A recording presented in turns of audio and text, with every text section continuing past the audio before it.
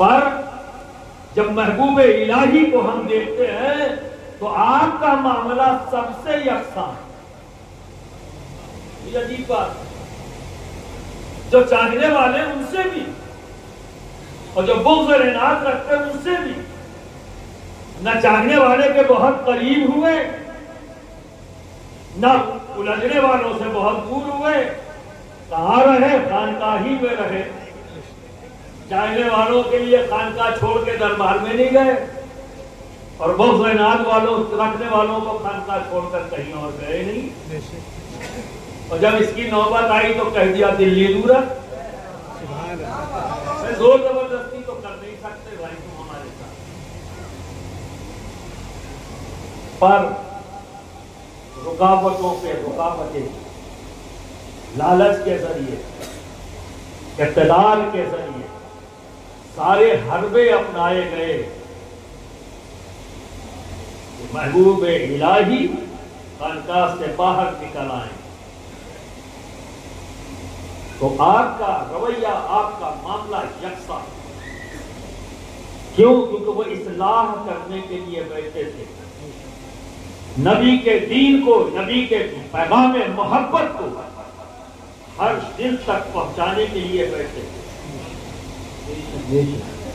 और वही निजाम आपने कायम किया।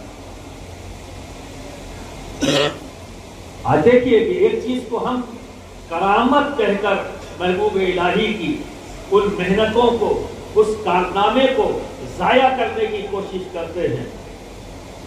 जैसा आपने सुना होगा कि जब शहंशाह वक्त ने, जब ये बावली बन रही थी तो उस वक्त गयासुद्दीन तुगलक ने, उसमें बंगाल में था, उसने कहा कोई भी दुकानदार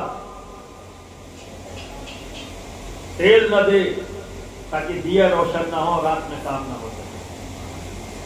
और मैं आऊंगा तो मैं देखूंगा इनको यहां रहने नहीं दूंगा। उसके बेटे ने तुगलकाबाद में उसके इस्तकबाल के लिए महल बनाया, वही उसकी कब्रगाह बन गई।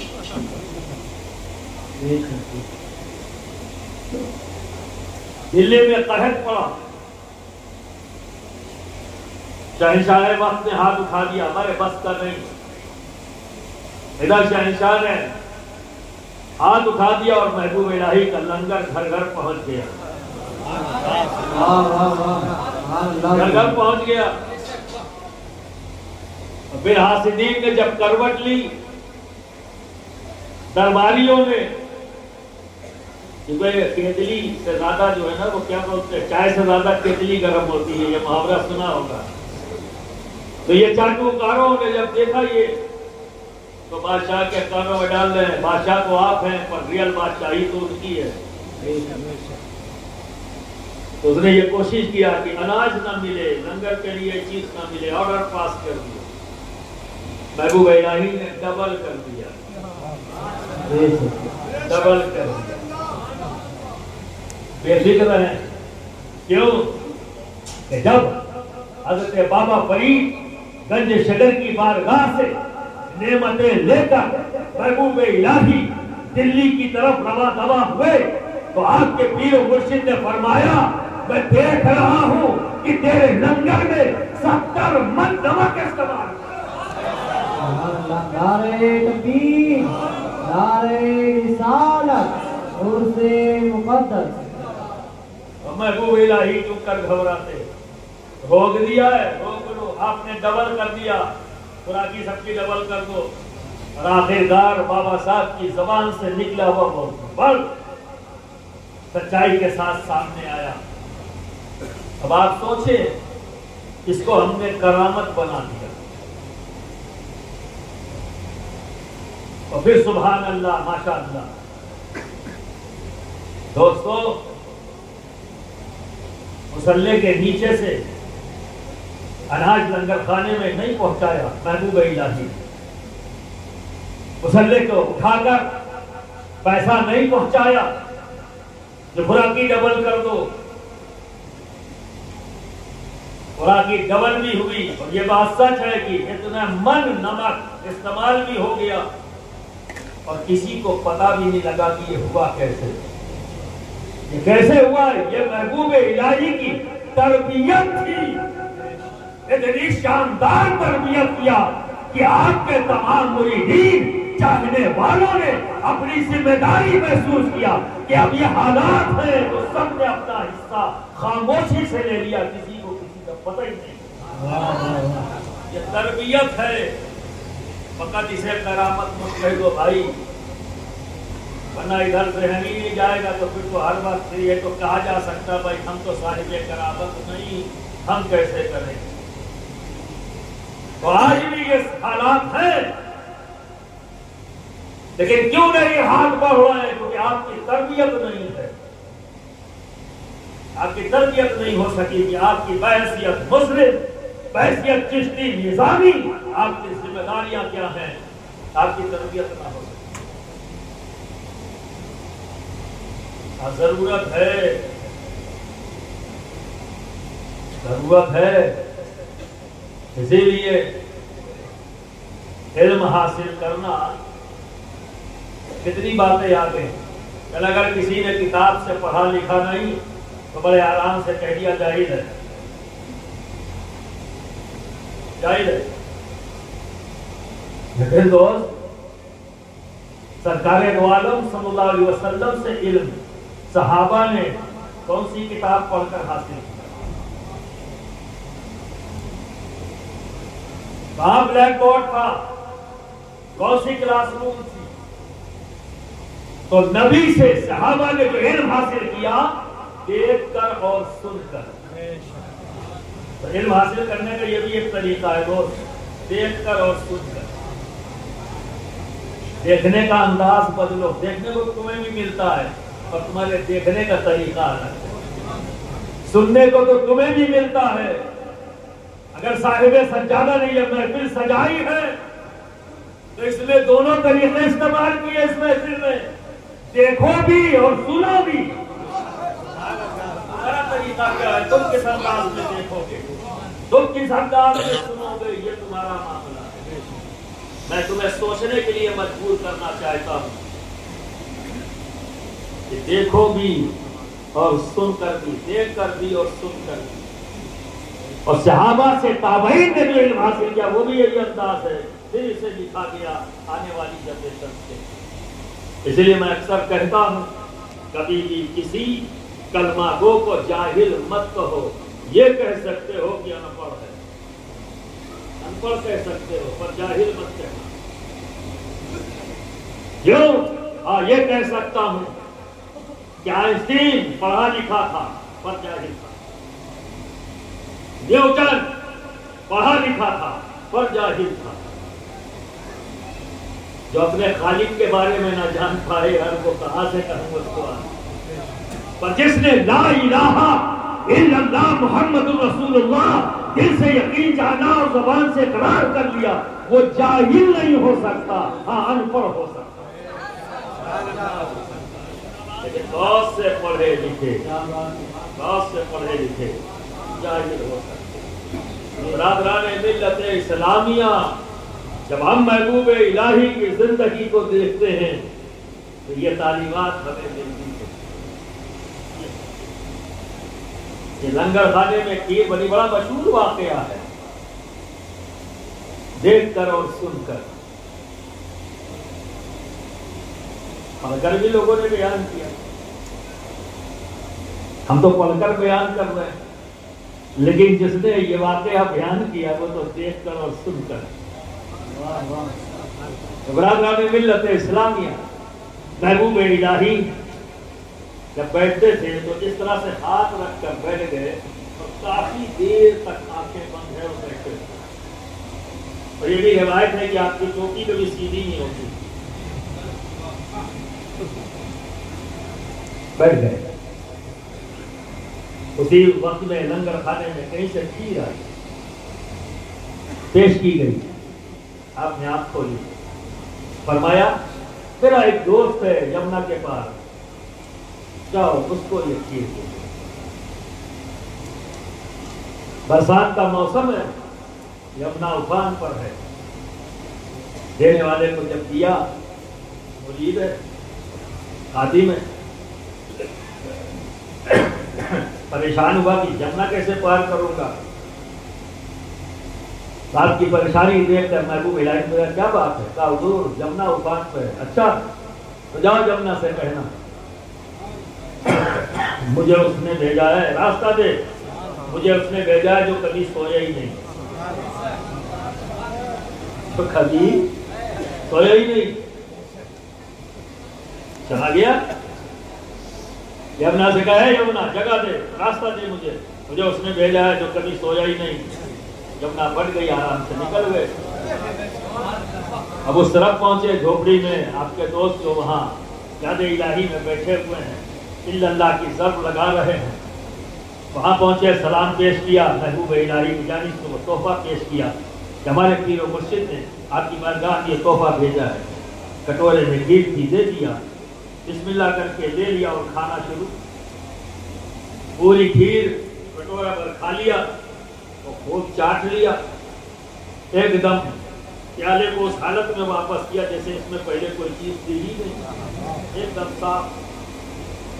अब प्याला वापस कर दिया, वो खड़ा है, कहा क्या हुआ भाई जाओ? क्या हुजूर जाऊं कैसे? तो फरमाया आया कैसे था? तो महबूब इलाही का वो बात बता दी उसने। कहा अच्छा अब जा जमुना से कहना मुझे उसने भेजा है जिसने कभी कुछ खाया ही नहीं।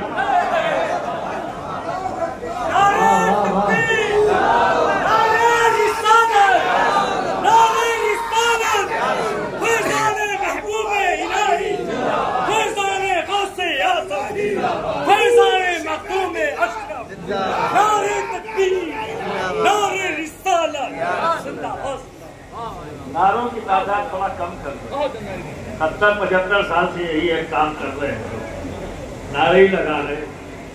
हमारी जमात के पास कुछ हो या ना हो पर एक चीज तो खूब है, नारे। कुछ मार्केट में आ गए, कुछ स्टॉक में पड़े हैं, समझो। मैं नहीं चाहता हूं कि मेरी बात नारों में गुम हो जाए। संजीदा बारगाह में हम सब खड़े हैं, संजीदगी से ठीक है, और अदब का तकाजा भी है कि चीख चिल्लाहट ना हो। मेरी तो मजबूरी है आप तक आवाज पहुंचाना। अगर ये मकसद ना होता तो वाकई मैं इसको भी बेअदबी समझता कि इतनी तेज आवाज में यहां मैं बोलूं।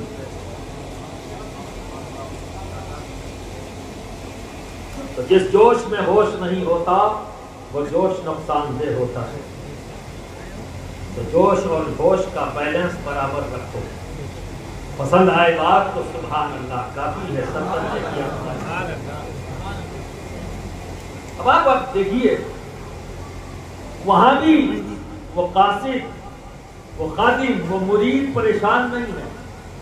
जब चला था तो काफी देर से देख रहा, सोए हुए, आंखें बंद है, और क्या कह रहे हैं? सोया नहीं, परेशान नहीं हुआ, और सामने ही पूरा कटोरा खा लिया। कहा खाया नहीं। इतने में तो अगर आप होते तो क्या करते? बाकी आते ने मिलते इस्लामिया, इसे तो कहा ना एक्सेप्टेंस, यकीन, ये सब कमजोर हो चुका हमारे। और ऐसे ही हालात थे महबूब इलाही जब जाहिरी हयात के साथ इसी दिल्ली में थे, तो यही हालात थे जिससे आज हम दो चार हैं। यही हालात बरादरान मिल्लत इस्लामिया। और मैं तो ये कहूंगा शायद इससे बदतर, क्योंकि उस वक्त तो किसी एक की मर्जी होती और तलवार चलती। वापस आ गए, जब खानकाह में पहुंचे तो महबूब इलाही मुस्कुरा रहे देख के, ये आए ये हुजूर दे दिए। अब कैफियत तो है, परेशानी का आलम है, चेहरे पर उलझन। महबूब इलाही फरमाया क्या हुआ? कहा हुजूर बात समझ में नहीं आई। क्या नहीं समझ में आया? कहा हुजूर आपको मैंने 2 घंटे से आंख बंद करते हुए देखा, सोते हुए, आप फरमा रहे सोया नहीं, और उन्होंने मेरे सामने पूरा एक कटोरा खीर खा लिया। वो कहते हैं मैंने कभी खाया ही नहीं। तो महबूब इलाही फरमाते हैं तुम जब सोते हो तो अपने नफ्स के कहने से सोते हो। तो बताओ, क्या तुम अपने घर में नहीं कहते जल्दी से बिस्तर लगा दो, बहुत तेज नींद आ रही है? कहते हो नहीं कहते हो? घर में घुसने के बाद क्या कहते नहीं हो जल्दी से दस्तरखान लगा दो, बड़ी तेज भूख लग रही है? कौन कह रहा है आपसे? ज़बान आपकी है, हुक्म नफ्स का है, हुक्म नफ्स का है। पर अल्लाह के ये नेक बंदे ना अपने नफ्स के कहने से सोते हैं, ना अपने नफ्स के कहने से खाते हैं। तो उन्होंने भी तवक्कुल पर बैठे हुए थे, जब अल्लाह खिलाएगा तो खाएंगे, तो रब का जिक्र करेंगे। उनकी कैफियत का इल्म महबूब इलाही को हुआ और वो तोहफा आपने भेज दिया। अभी मुझसे कब्ल आपके सामने नौजवान आलिम ने यही कहा ना, नफ्स, हम सब नफ्स के गुलाम हो गए और इसी गुलामी के बुनियाद पर आज हमारे अंदर एक दूसरे के लिए एतमाद नहीं। हम बातें अच्छी कर सकते हैं पर अमल नहीं, आपकी तरबियत नहीं है, ना आप में ये जज्बा है। बरादरान मिल्लत इस्लामिया हालात से अगर लड़ना है तो ऐसे ही हालात थे, और इन हालात से अगर लड़ना है तो आस्तीन चढ़ाने की जरूरत नहीं, अपने आप को बेहतर करना शुरू करो। महबूब इलाही को मानते हो, महबूब इलाही की भी मानो, उनकी भी मानो। आपको भी जख्म पहुंचाया गया, जिस्म लहू लुहान हुआ, लोगों ने चाहा कि उन गुस्ताखों को सजा दी जाए, ताकत थी सजा दे सकते थे, पर मेरे महबूब इलाही ने रोक दिया। नहीं नहीं, अगर सजा दे दी जाती तो उसकी इस्लाह ना होती। सजा नहीं दी गई तो वही आदमी कदमों में आकर माफी मांग रहा है और ईमान कबूल कर रहा है। मिल्लत इस्लामिया इस तरह की महफिलों में आकर ये मकसद लेके मत आओ कि नारे लगाना है, वाह वाह करना है। नहीं, इन जात का, इन मुकद्दस जमात के, इस गिरोह के किसी भी फर्द का जब जिक्र होता है तो ये वो लोग हैं कि जब इनकी जिंदगी और इनके अमल को हम सुने तो यहां से आए आवाज और यहां उतार लो और फिर अपनी जिंदगी में उसका इंप्लीमेंट करो, इंप्लीमेंट करो। आप देखो, ये बहुत मशहूर बातें आपको बता रहा हूं कि बाबा फरीदगंज शकर के पास तोहफे में कैंची पेश की गई तो बाबा साहब क्या फरमाते हैं कि अगर तोहफा देना ही चाहते हो तो मुझे कैंची मत दो, कि हम काटने वाले नहीं हैं, अगर देना ही है तो सुई धागा दो, क्योंकि हम जोड़ने वाले हैं। वाह वाह वाह, हम जोड़ने वाले हैं। तो सिर्फ महबूब इलाही ने सुना नहीं, सिर्फ महबूब इलाही ने देखा ही नहीं, जिंदगी में उतार लिया।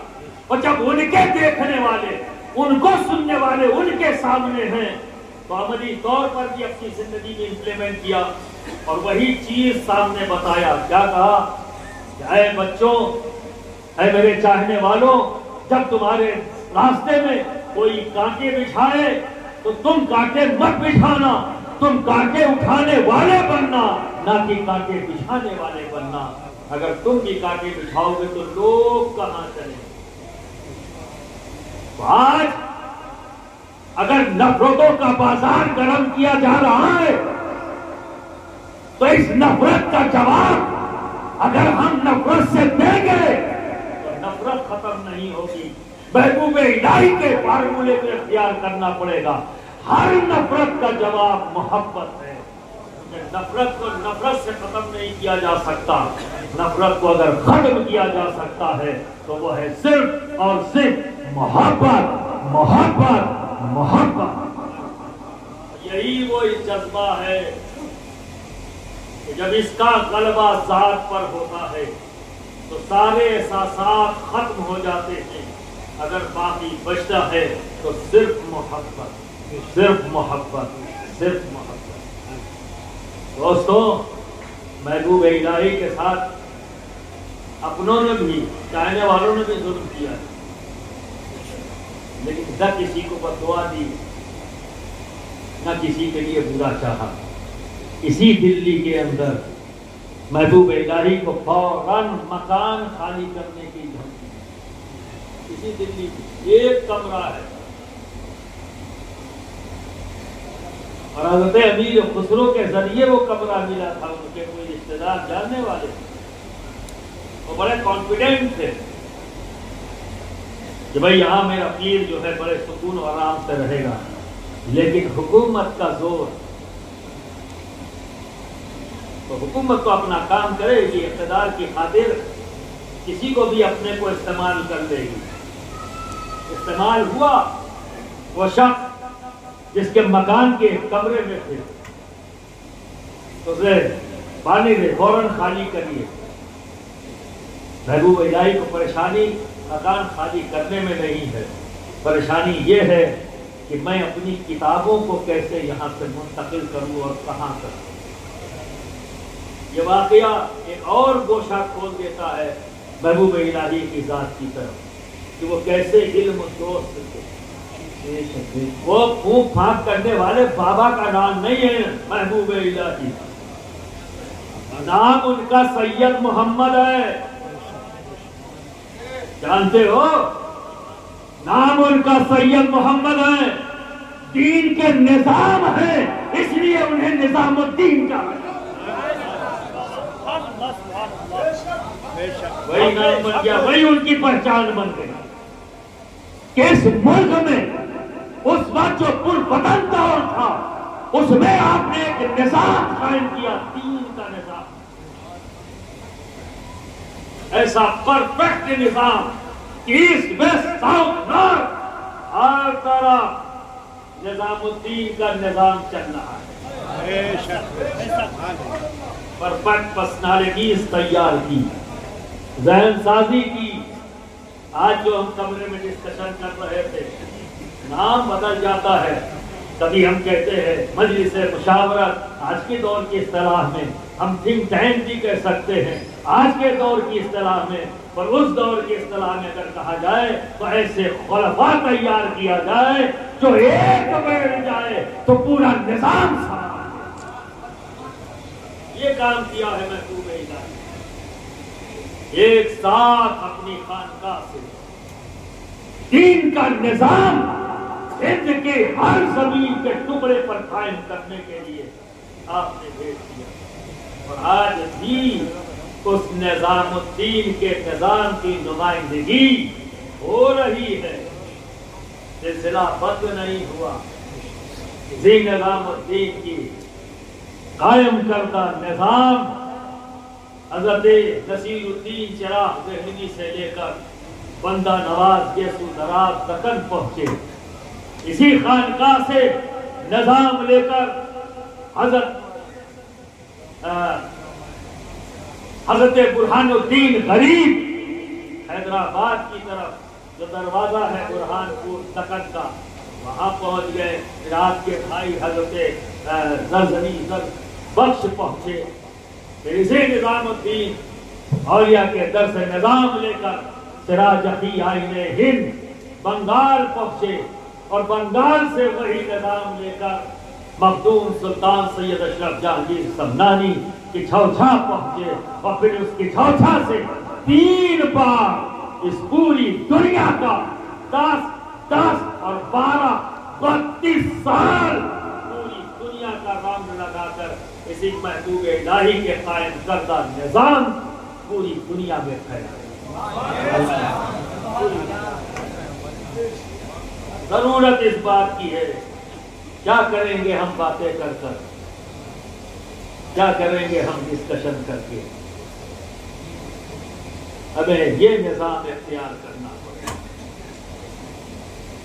कुंतुम खैरा उम्मतिन उखरिजत लिन्नास तामरूना बिल मारूफ व तनहौना अनिल मुनकर व तुमिनून बिल्लाह, रब ने हमारी तारीफ बयान की। सबसे पहले हम अपने आप को अच्छा बनाते हैं। अगर अच्छा बना लिया तो रुकना नहीं है, हुजरे में बैठकर जो है अल्लाह की जरूरत नहीं लगानी खाली, तो सिर्फ तस्बीह नहीं,